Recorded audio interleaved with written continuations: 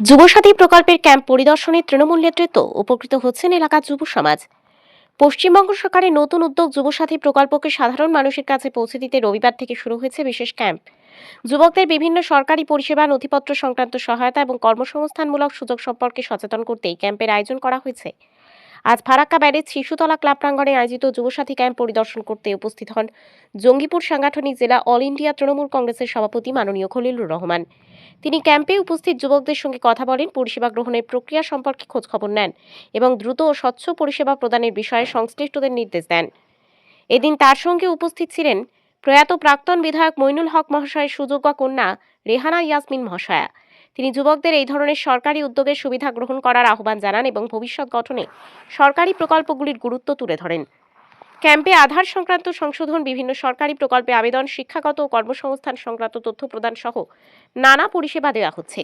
স্থানীয় যুবক যুবতীরা উৎসাহের সঙ্গে ক্যাম্পে অংশগ্রহণ করছেন এবং প্রয়োজনীয় সহায়তা পাচ্ছেন।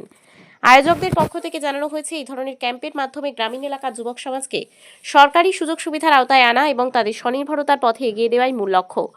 স্থানীয়দের মতে এই উদ্যোগ এলাকার যুবকদের ভবিষ্যৎ পরিকল্পনা ও কর্মসংস্থানের পথে গুরুত্বপূর্ণ ভূমিকা পালন করবে।